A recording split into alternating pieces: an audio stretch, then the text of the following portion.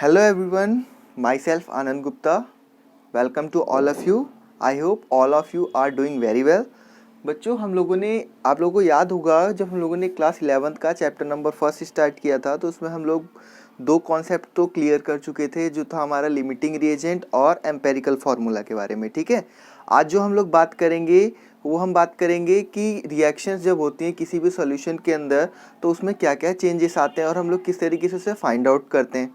ठीक है, जिसमें हम लोग बात करेंगे किसके बारे में, सबसे पहले मास परसेंटेज के बारे में कि हम लोग मास परसेंटेज कैसे निकालेंगे। दूसरी चीज़ जो हम लोग बात करेंगे वो होगी हमारी मोल फ्रैक्शन के बारे में। Third is molality and fourth is molarity. ठीक है, ये चार कॉन्सेप्ट के बारे में हम लोग बात करेंगे। और यहाँ पे जो सबसे इम्पॉर्टेंट हमें जानना है कि हम लोग हमेशा मोलैलिटी को ही प्रेफर क्यों करते हैं ओवर मोलैरिटी। ठीक है, इसके बारे में मैं आपको वीडियो में बताऊँगा, तो आप वीडियो पूरी देखना। अगर आप लोगों ने अभी तक चैनल सब्सक्राइब नहीं किया है तो प्लीज़ सब्सक्राइब द चैनल। तो चलिए हम लोग शुरू करते हैं। रिएक्शन इन केमिकल्स के बारे में हम लोग पढ़ रहे हैं कि अगर कोई भी केमिकल रिएक्शन होती है तो उसमें किस तरीके से चेंजेस आते हैं और उन चेंजेस को हम लोग कैसे फाइंड आउट करते हैं। ठीक है, जिसमें मैंने आपको बताया कि सबसे पहले हम लोग बात करेंगे मास परसेंटेज के बारे में। ठीक है, मास परसेंटेज। ठीक है, कभी भी अगर हमें मास परसेंटेज या फिर कि वेट परसेंटेज निकालना है तो हम लोग उसके लिए क्या करते हैं। तो देखिए, सबसे पहले अगर हमें मान लीजिए कि यहाँ पे कोई सॉल्यूट दिया होगा, ठीक है, सॉल्यूट और साथ में सॉल्वेंट भी दिया होगा। मान लीजिए कि सॉल्यूट जो है वो 10 ग्राम है, ठीक है, और सॉल्वेंट हमारा कितना है, वो 90 ग्राम है।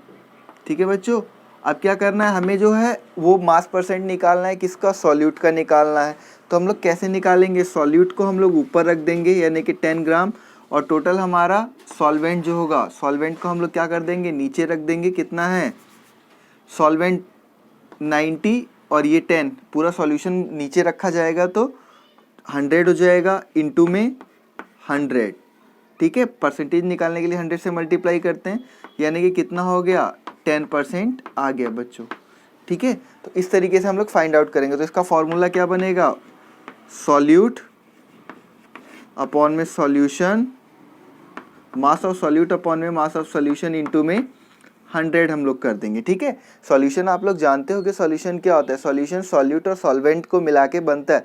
सॉल्यूट हमेशा स्मॉल क्वांटिटी में होता है और जो सॉल्वेंट होता है वो हमेशा ग्रेटर क्वांटिटी में होता है। ठीक है, तो हम लोग क्या करेंगे, सॉल्यूशन नीचे रखेंगे, सॉल्यूट ऊपर रखेंगे, इंटू 100 कर देंगे, हमारा मास परसेंटेज जो है वो निकल के आ जाएगा, जिसे हम लोग वेट परसेंटेज भी कहते हैं। ठीक है, चलिए अब हम नेक्स्ट जान लेते हैं। नेक्स्ट हमारा है कि हम लोग मोल फ्रैक्शन कैसे निकालते हैं। ठीक है, नेक्स्ट टॉपिक है हमारा मोल फ्रैक्शन के बारे में। मोल फ्रैक्शन निकालने से पहले आपको ये पता होना चाहिए बच्चों कि मोल कैसे निकालते हैं। क्यों पता होना चाहिए, क्योंकि जब आप लोग मोलैरिटी करोगे, निकालोगे और मोलैलिटी निकालोगे तो उस केस में भी आपको मोल्स चाहिए होंगे। तो यहाँ पे आपको मोल्स निकालना आना चाहिए। और हम लोगों ने 9th क्लास में पढ़ा है कि मोल्स हम लोग कैसे निकालते हैं, गिवन मास अपॉन में मोलर मास करके निकालते हैं। ठीक है, अब देखिए, जैसे अगर मैंने मान यहाँ पे बोल दिया आपको कि 14 ग्राम आपके पास क्या है, नाइट्रोजन है। ठीक है, नाइट्रोजन गैस है, गैस नहीं है यहाँ पे, एलिमेंटल फॉर्म में नाइट्रोजन है। ठीक है, ध्यान रखना। अब हमें यहाँ पे फाइंड आउट करना है कि इसके अंदर कितने नंबर ऑफ मोल्स होंगे। तो हम लोग कैसे फाइंड आउट करेंगे, गिवन मास कितना है, 14 ग्राम, 14 ऊपर रखना, मोलर मास कितना होता है नाइट्रोजन का, 14 होता है, डिवाइड करोगे तो कितना आ जाएगा, 1 मोल आंसर आ जाएगा, यानी कि 1 मोल। ठीक है, मीन्स मोल्स हम लोग ऐसे फाइंड आउट करेंगे। मैंने आपको मोल्स निकालना इसलिए बताया क्योंकि इसका यूज़ होगा मोलैरिटी में, मोलैलिटी में और मोल फ्रैक्शन में भी। ठीक है, अब देखिए, अगर मान ली कि आपके पास दो सब्सटेंसेस है, दोनों सब्सटेंसेस को मिक्स किया गया, मिक्स करने के बाद पूछता है कि मोल फ्रैक्शन ए का बताओ। ठीक है, तो हम लोग क्या करेंगे, अगर हमें फॉर ए के लिए अगर हमें बताना है तो क्या रखेंगे, number of moles of A. ठीक है, और यहाँ पे number of moles of A plus number of moles of B. ठीक है, जो टोटल होगा वो नीचे रख देंगे। सेम यहाँ पे अगर हमें बी के लिए निकालना है बच्चों, तो बी के लिए निकालने के लिए क्या करेंगे, number of moles of B ऊपर रख देना और number of moles of A plus B जो है वो नीचे रख देना। ठीक है, ये बी के लिए हो जाएगा, मीन्स जिसका निकालेंगे वो ऊपर रहेगा और टोटल जो है वो नीचे रख देंगे, ठीक है। चलिए अब हम देखते हैं मोलैरिटी। मोलैरिटी क्या होता है, ठीक है। और मोलैरिटी निकालने की ज़रूरत पड़ती क्यों है? होता क्या है कि हम लोग जब टाइट्रेशन वगैरह करते हैं, ऐसी रिएक्शंस वगैरह करते हैं स्कूल में, तो उस केस में या लेबोरेटरी में करेंगे तो हमें क्या होगा कि हमें कितना सॉल्ट डालना है उस पे, उसको हम लोग कैसे वे करेंगे, तो ये सारी चीज़ें, और कितना किसी भी सॉल्यूशन के अंदर कितने नंबर ऑफ मोल्स है वो सब हम लोग कैसे फाइंड आउट करेंगे। लिक्विड सॉल्यूशन होगा तो कैसे, सॉलिड सॉल्यूशन होगा तो उसके अंदर कितने number of moles find out करेंगे, तो उसके लिए यही कॉन्सेप्ट यूज़ किया जाता है, ठीक है। तो मोलैरिटी निकालने का फॉर्मूला होता है नंबर ऑफ मोल्स अपॉन में वॉल्यूम ऑफ सॉल्यूशन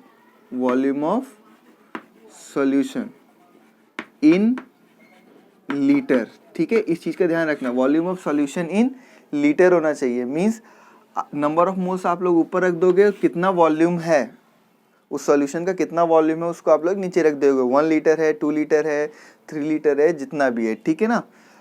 ये तो हो गई मोलैरिटी निकालने, ये तो हो गया मोलैरिटी निकालने का तरीका। अब देखो मोलैलिटी हम लोग कैसे निकालते हैं।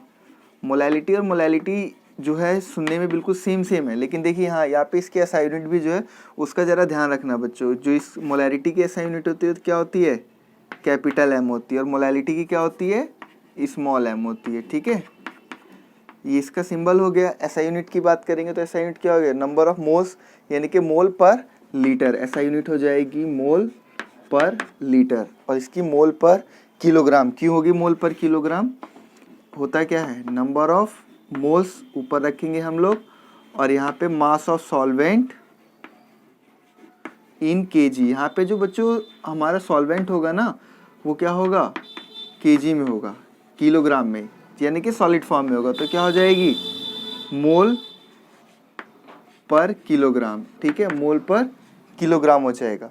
अब देखिए मैंने आपको अभी यही बताया था कि इसमें हम लोग सबसे मेन चीज़ जो है वो क्या जानेंगे कि हमेशा हम लोग मोलैलिटी को क्यों प्रेफर करते हैं ओवर मोलैरिटी, ठीक है। तो इसका सबसे बड़ा रीज़न ये है कि जो मोलैलिटी होती है ना, उसके ऊपर टेम्परेचर का इफेक्ट नहीं पड़ता है, ठीक है। मोलैरिटी के ऊपर पड़ता है, क्योंकि यहाँ पे क्या होगा, जो सॉल्यूशन है अगर इसको मान लो हम लोग हीट कर रहे हैं, हीट करने के बाद जो होगा इसकी मोलैरिटी के अंदर चेंजेस आएंगे, क्योंकि पार्टिकल्स जो होंगे लिक्विड है, इजीली इवापोरेट हो जाएगा।